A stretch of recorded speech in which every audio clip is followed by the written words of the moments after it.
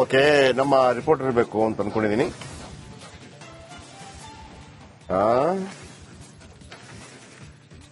Okay, ನೋಡಿ ಎಷ್ಟು 2018 ನೋಡಿ, ಧಾರವಾಡ ಕೇಂದ್ರೀಯ ಬಸ್ ನಿಲ್ದಾಣ ಬಳಿ ಇರುವಂತಹ ಭವನ ಇದು. 2018ರಲ್ಲಿ 3 ಕೋಟಿ ರೂಪಾಯಿ ಅನುದಾನ ನೀಡಿದ್ದ ಸರ್ಕಾರ. ಕಾಮಗಾರಿ ಪೂರ್ಣವಾಗಿದ್ರೂ ಕೂಡ ಉದ್ಘಾಟನೆ ಭಾಗ್ಯ ಮಾತ್ರ ಕಾಣ್ತಾ ಇಲ್ಲ. ಗಾಂಧಿ ಭವನದ ಒಳಗೆ ವಿವಿಧ ಚಿತ್ರಗಳು, ಗಾಂಧಿ ಪ್ರತಿಮೆ ಎಲ್ಲವನ್ನೂ ಮಾಡಿದ್ದಾರೆ. ಗ್ರಂಥಾಲಯ, ವಸ್ತು ಸಂಗ್ರಹಾಲಯ, ಪಾರ್ಕಿಂಗ್ ವ್ಯವಸ್ಥೆ ಎಲ್ಲವನ್ನೂ ಕೂಡ ಮಾಡಿದ್ದಾರೆ. ಸೊ ಈಗ ಅದರ ಉದ್ಘಾಟನೆ ಆಗಿಲ್ಲ ಅನ್ನುವಂಥದ್ದು ಕೇಳಿ ಬರ್ತಾ ಇದೆ. ಓಕೆ, ನೋಡಿ ಹೇಗಿದೆ, ಎಷ್ಟು 3 ಕೋಟಿ ವೆಚ್ಚದಲ್ಲಿ. ಮೊನ್ನೆ ಯಾವುದೋ ನಾನು ಎಲ್ಲಿದ್ದು ಹೇಳಿದ್ದು ನಿಮಗೆ, ದೇವರಾಜ ಅರಸು, ಅದು 5 ಕೋಟಿಯಲ್ಲಿ 3 ಕೋಟಿದು ಆಗಿದೆ, 2 ಕೋಟಿ ಬಾಕಿ. ಎಷ್ಟು ಚೆನ್ನಾಗಿ ಮಾಡಿದಾರ್ರಿ. ಈಗ ಯಾರು ಬೇಕಾಗಿರೋದು ಉದ್ಘಾಟನೆ, ಯಾರು ಮಾಡ್ಬೇಕು ಈಗ ಉದ್ಘಾಟನೆಗೆ ಸಂಬಂಧಪಟ್ಟ ಹಾಗೆ? ಬನ್ನಿ, ಒಬ್ಬೊಬ್ಬರದ ಹೆಸರು ನೋಡೋಣ. ಮಹಾಶಯರು ಯಾರು ಅಂತ ಹೇಳ್ಬಿಡ್ತೀನಿ, ಬನ್ನಿ. ದಿವ್ಯಪ್ರಭು ಜಿಲ್ಲಾಧಿಕಾರಿಗಳು. ದಿವ್ಯಪ್ರಭು ಈ ಹಿಂದೆ ಕೂಡ ನಾವೊಂದು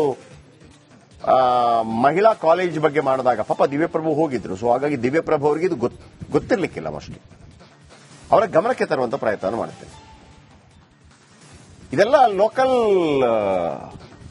ರಾಜಕಾರಣ, ಲೋಕಲ್ ಅಡ್ಜಸ್ಟ್ಮೆಂಟ್ಗಳಿಂದ ಹಿಂಗಾಗೋದು. ದಿವ್ಯಪ್ರಭು ಮೇಡಮ್, ನಿಮ್ಮ ಗಮನಕ್ಕೆ ಇದನ್ನು ಇವತ್ತು ತರ್ತಾ ಇದ್ದೀನಿ. ಬಹುಶಃ ನಿಮ್ಮ ಗಮನಕ್ಕೆ ಇದೆಯಲ್ಲ ಗೊತ್ತಿಲ್ಲ. ಎಲ್ಲ ಉದ್ಘಾಟನೆ ಆಗಿದೆ ಮೇಡಮ್. ಆದ್ರೆ ಏನದು ಉದ್ಘಾಟನೆ ಆದ ನಂತರ ಕೂಡ ಏನಾಗಿಲ್ಲ ಅಂತದ್ದು ಅವ್ರ ಡಿಮಾಂಡ್ ಇರೋದು. ಅಲ್ಲ, ಕಾಮಗಾರಿ ಮುಗಿದಿದೆ, ಉದ್ಘಾಟನೆ ಆಗಿಲ್ಲ ಅಂತ. ಓಕೆ, ಕಾಮಗಾರಿ ಆಗಿದೆ, ಉದ್ಘಾಟನೆ ಆಗಿಲ್ಲ. ಮೊನ್ನೆ ಒಂದು ಯಾವ್ದೋ ತೋರಿಸಿದ್ವಿ ನಾವು, ಉದ್ಘಾಟನೆ ಆಗಿದೆ, ಯಾರಿಗೂ ಯೂಸ್ ಆಗ್ತಾ ಇಲ್ಲ. ನೋಡಿ, ಕೆಲವು ಇದನ್ನು ಉದ್ಘಾಟನೆ ಮಾಡ್ರಪ್ಪ ಅಂತ ಒಂದು ಆಯ್ತಾ. ಎಷ್ಟು ವರ್ಷ ಆಯ್ತಂತೆ? ಆಯ್ತಾ, 2018ರಲ್ಲಿ ಶುರುವಾಗಿದ್ದು, ಪ್ರತಿ 3 ಕೋಟಿ ವೆಚ್ಚದಲ್ಲಿ ಗಾಂಧಿ ಭವನ. ಈ ಅನುದಾನದಡಿ ಏನು ಧಾರವಾಡದಲ್ಲಿ 2020 Karnataka rural infrastructure development okay, ಎಲ್ಲ ಕಂಪ್ಲೀಟ್ ಆಗಿದೆ, ತುಂಬಾ ಚೆನ್ನಾಗಿದೆ. ಆಮೇಲೆ ಯಾರೆಲ್ಲ, ದಿವ್ಯಪ್ರಭು ಇದ್ದಾರೆ, ಆಮೇಲೆ ಸುಜಾತ ಕಾಳೆ ಕಾರ್ಯನಿರ್ವಾಹಕ ಇಂಜಿನಿಯರ್, ವಿನಯ್ ಕುಲಕರ್ಣಿ ಸಾಹೇಬರು ಧಾರವಾಡ ಶಾಸಕರು, ಸಂತೋಷ್ ಲಾಡ್ ಸಾಹೇಬರು ಜಿಲ್ಲಾ ಉಸ್ತುವಾರಿ ಸಚಿವರು, ಒಬ್ಬರು ಮಂತ್ರಿ ಆಗಿದ್ದಾರೆ, ಇನ್ನೊಬ್ಬರು ಮಂತ್ರಿ ಆಗಬೇಕು ಅಂತ ಟ್ರಾವೆಲ್ ಆಗ್ತಾ ಇದ್ದಾರೆ ಅವರು. ನೋಡಿ, ಗಾಂಧಿ ಭವನ ಎಲ್ಲ ರೆಡಿಯಾಗಿದೆ, 3 ಕೋಟಿ ಸೂಪರ್ ಆಗಿದೆ. ಎಲ್ಲ ಕರೆಸಿ, ಸಿದ್ದರಾಮಯ್ಯ ಅವರು, ಇವರು ಹಿರಿಯ ಗಾಂಧಿವಾದಿಗಳೆಲ್ಲ ಕರೆಸಿ ಧಾಮ್ ಧೂಮ್ ಅಂತ ಉದ್ಘಾಟನೆ ಮಾಡಿ. ಪಾಪ ಅವರೆಲ್ಲ ಕಾಯ್ತಾ ಇದ್ದಾರೆ.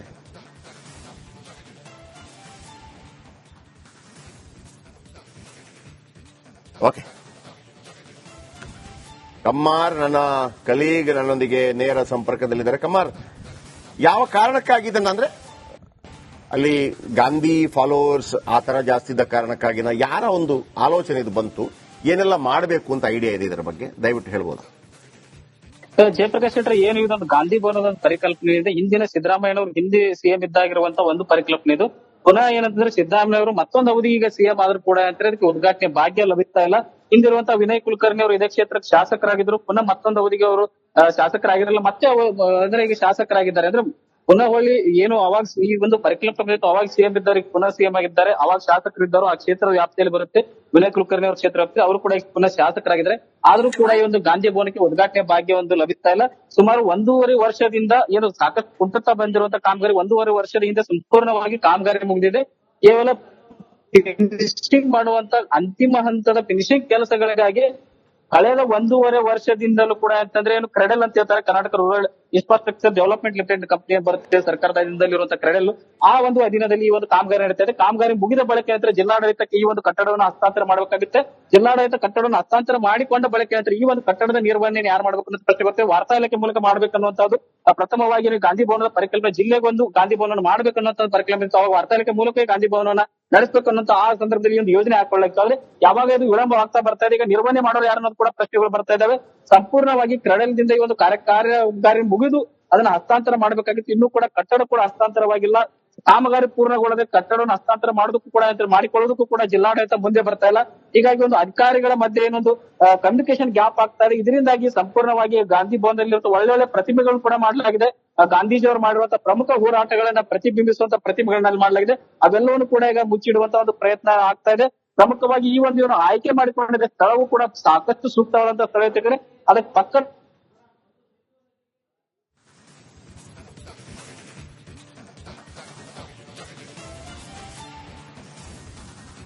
ಓಕೆ ನೋಡಿ,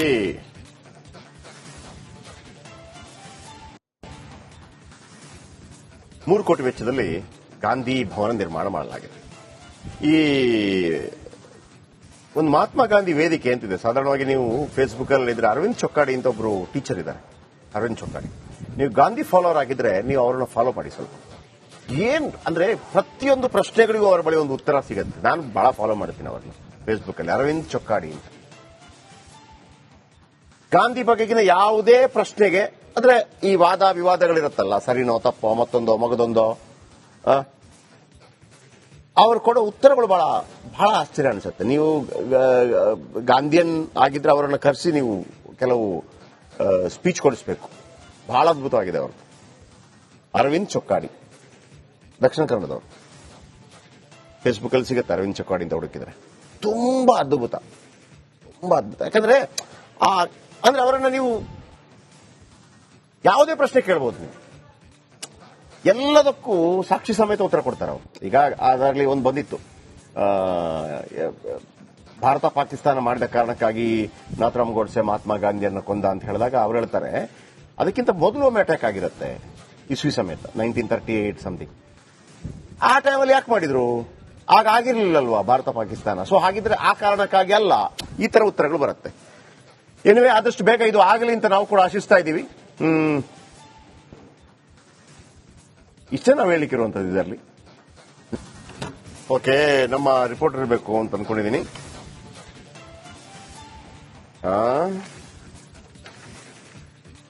ಓಕೆ ನೋಡಿ, ಎಷ್ಟು 2018 ನೋಡಿ, ಧಾರವಾಡ ಕೇಂದ್ರೀಯ ಬಸ್ ನಿಲ್ದಾಣ ಬಳಿ ಇರುವಂತಹ ಭವನ ಇದು. 2018ರಲ್ಲಿ $3 ಕೋಟಿ ಅನುದಾನ ನೀಡಿದ್ದ ಸರ್ಕಾರ. ಕಾಮಗಾರಿ ಪೂರ್ಣವಾಗಿದ್ರೂ ಕೂಡ ಉದ್ಘಾಟನೆ ಭಾಗ್ಯ ಮಾತ್ರ ಕಾಣ್ತಾ ಇಲ್ಲ. ಗಾಂಧಿ ಭವನದ ಒಳಗೆ ವಿವಿಧ ಚಿತ್ರಗಳು, ಗಾಂಧಿ ಪ್ರತಿಮೆ ಎಲ್ಲವನ್ನು ಮಾಡಿದ್ದಾರೆ. ಗ್ರಂಥಾಲಯ, ವಸ್ತು ಸಂಗ್ರಹಾಲಯ, ಪಾರ್ಕಿಂಗ್ ವ್ಯವಸ್ಥೆ ಎಲ್ಲವನ್ನು ಕೂಡ ಮಾಡಿದ್ದಾರೆ. ಸೊ ಈಗ ಅದರ ಉದ್ಘಾಟನೆ ಆಗಿಲ್ಲ ಅನ್ನುವಂಥದ್ದು ಕೇಳಿ ಬರ್ತಾ ಇದೆ.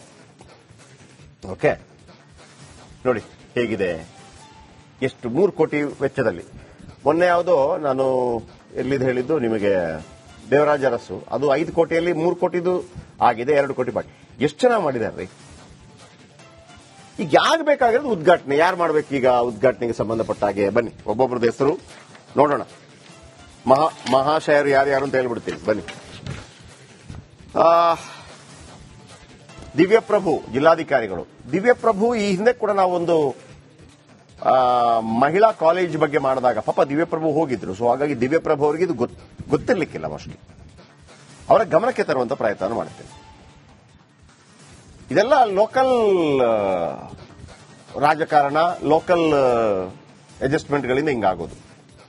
ದಿವ್ಯಪ್ರಭು ಮೇಡಮ್, ನಿಮ್ಮ ಗಮನಕ್ಕೆ ಇದನ್ನು ಇವತ್ತು ತರ್ತಾ ಇದ್ದೀನಿ. ಬಹುಶಃ ನಿಮ್ಮ ಗಮನಕ್ಕೆ ಇದೆಯಲ್ಲ ಗೊತ್ತಿಲ್ಲ. ಎಲ್ಲ ಉದ್ಘಾಟನೆ ಆಗಿದೆ ಮೇಡಮ್. ಆದ್ರೆ ಏನೋದು ಉದ್ಘಾಟನೆ ಆದ ನಂತರ ಕೂಡ ಏನಾಗಿಲ್ಲ ಅಂತದ್ದು ಅವ್ರ ಡಿಮಾಂಡ್ ಇರೋದು. ಅಲ್ಲ, ಕಾಮಗಾರಿ ಮುಗಿದಿದೆ, ಉದ್ಘಾಟನೆ ಆಗಿಲ್ಲ ಅಂತ. ಓಕೆ, ಕಾಮಗಾರಿ ಆಗಿದೆ, ಉದ್ಘಾಟನೆ ಆಗಿಲ್ಲ. ಮೊನ್ನೆ ಒಂದು ಯಾವುದೋ ತೋರಿಸಿದ್ವಿ ನಾವು, ಉದ್ಘಾಟನೆ ಆಗಿದೆ, ಯಾರಿಗೂ ಯೂಸ್ ಆಗ್ತಾ ಇಲ್ಲ. ನೋಡಿ, ಕೆಲವು ಇದನ್ನು ಉದ್ಘಾಟನೆ ಮಾಡ್ರಪ್ಪ ಅಂತ ಒಂದು ಆಯ್ತಾ. ಎಷ್ಟು ವರ್ಷ ಆಯ್ತಂತೆ?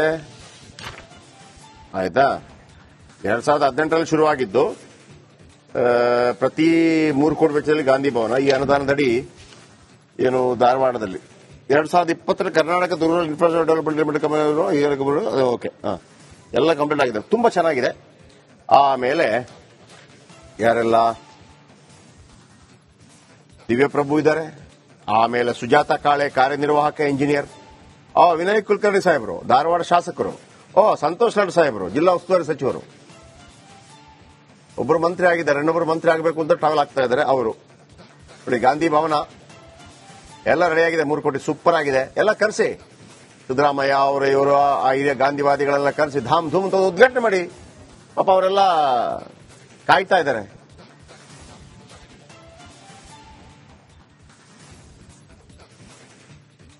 ಓಕೆ, ಕಮ್ಮಾರ್ ನನ್ನ ಕಲೀಗ್ ನನ್ನೊಂದಿಗೆ ನೇರ ಸಂಪರ್ಕದಲ್ಲಿದ್ದಾರೆ. ಕಮ್ಮಾರ್, ಯಾವ ಕಾರಣಕ್ಕಾಗಿದ್ದಾನೆ ಅಂದ್ರೆ ಅಲ್ಲಿ ಗಾಂಧಿ ಫಾಲೋವರ್ಸ್ ಆ ತರ ಜಾಸ್ತಿ ಇದ್ದ ಕಾರಣಕ್ಕಾಗಿನ ಯಾರ ಒಂದು ಆಲೋಚನೆ ಇದು ಬಂತು? ಏನೆಲ್ಲ ಮಾಡಬೇಕು ಅಂತ ಐಡಿಯಾ ಇದೆ ಇದರ ಬಗ್ಗೆ? ದಯವಿಟ್ಟು ಹೇಳ್ಬೋದಾ? ಜಯಪ್ರಕಾಶ್ ಶೆಟ್ಟರ್ ಏನು ಇದೊಂದು ಗಾಂಧಿ ಭವನದ ಒಂದು ಪರಿಕಲ್ಪನೆ ಇದೆ. ಹಿಂದಿನ ಸಿದ್ದರಾಮಯ್ಯನವರು ಹಿಂದೆ ಸಿಎಂ ಇದ್ದಾಗಿರುವಂತ ಒಂದು ಪರಿಕಲ್ಪನೆ ಇದು. ಪುನಃ ಏನಂತಂದ್ರೆ ಸಿದ್ದರಾಮಯ್ಯವರು ಮತ್ತೊಂದು ಅವಧಿ ಈಗ ಸಿಎಂ ಆದ್ರೂ ಕೂಡ ಅಂತ ಅದಕ್ಕೆ ಉದ್ಘಾಟನೆ ಭಾಗ್ಯ ಲಭಿಸ್ತಾ ಇಲ್ಲ. ಹಿಂದಿರುವಂತಹ ವಿನಯ್ ಕುಲಕರ್ಣಿ ಅವರು ಇದೇ ಕ್ಷೇತ್ರಕ್ಕೆ ಶಾಸಕರಾಗಿದ್ರು. ಪುನಃ ಮತ್ತೊಂದು ಅವಧಿಗೆ ಅವರು ಶಾಸಕರಾಗಿರಲಿಲ್ಲ. ಮತ್ತೆ ಅಂದ್ರೆ ಈಗ ಶಾಸಕರಾಗಿದ್ದಾರೆ. ಅಂದ್ರೆ ಪುನಃ ಹೊಳ್ಳಿ ಏನು ಅವಾಗ ಈ ಒಂದು ಪರಿಕಲ್ಪನೆ ಇತ್ತು, ಅವಾಗ ಸಿಎಂ ಇದ್ದಾರೆ, ಪುನಃ ಸಿಎಂ ಆಗಿದ್ದಾರೆ. ಅವಾಗ ಶಾಸಕರಿದ್ದರು, ಆ ಕ್ಷೇತ್ರದ ವ್ಯಾಪ್ತಿಯಲ್ಲಿ ಬರುತ್ತೆ. ವಿನಯ್ ಕುಲಕರ್ಣಿ ಅವರ ಕ್ಷೇತ್ರ ವ್ಯಾಪ್ತಿ, ಅವರು ಕೂಡ ಈಗ ಪುನಃ ಶಾಸಕರಾಗಿದ್ದಾರೆ. ಆದ್ರೂ ಕೂಡ ಈ ಒಂದು ಗಾಂಧಿ ಭವನಕ್ಕೆ ಉದ್ಘಾಟನೆ ಭಾಗ್ಯ ಒಂದು ಲಭಿಸ್ತಾ ಇಲ್ಲ. ಸುಮಾರು 1.5 ವರ್ಷದಿಂದ ಏನು ಸಾಕಷ್ಟು ಕುಂಠಿತ ಬಂದಿರುವಂತಹ ಕಾಮಗಾರಿ 1.5 ವರ್ಷದ ಹಿಂದೆ ಸಂಪೂರ್ಣವಾಗಿ ಕಾಮಗಾರಿ ಮುಗಿದಿದೆ. ಕೇವಲ ಫಿನಿಶಿಂಗ್ ಮಾಡುವಂತ ಅಂತಿಮ ಹಂತದ ಫಿನಿಶಿಂಗ್ ಕೆಲಸಗಳಿಗಾಗಿ ಕಳೆದ 1.5 ವರ್ಷದಿಂದಲೂ ಕೂಡ ಅಂತಂದ್ರೆ ಏನು ಕ್ರೆಡಲ್ ಅಂತ ಹೇಳ್ತಾರೆ, Karnataka rural infrastructure development limited company ಬರುತ್ತೆ ಸರ್ಕಾರದ ಅಧೀನದಲ್ಲಿರುವಂತಹ ಕ್ರೆಡಲ್. ಆ ಒಂದು ಅಧೀನದಲ್ಲಿ ಈ ಒಂದು ಕಾಮಗಾರಿ ನಡೀತಾ ಇದೆ. ಕಾಮಗಾರಿ ಮುಗಿದ ಬಳಿಕ ನಂತರ ಜಿಲ್ಲಾಡಳಿತಕ್ಕೆ ಈ ಒಂದು ಕಟ್ಟಡವನ್ನು ಹಸ್ತಾಂತರ ಮಾಡಬೇಕಾಗುತ್ತೆ.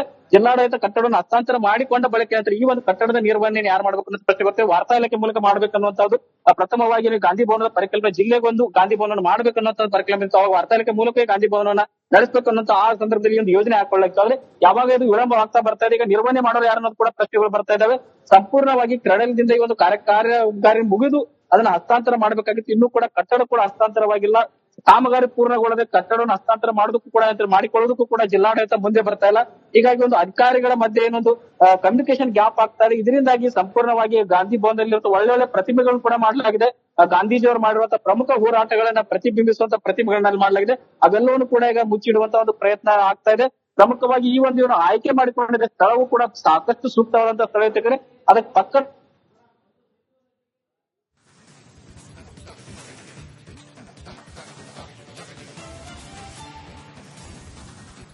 ಓಕೆ ನೋಡಿ,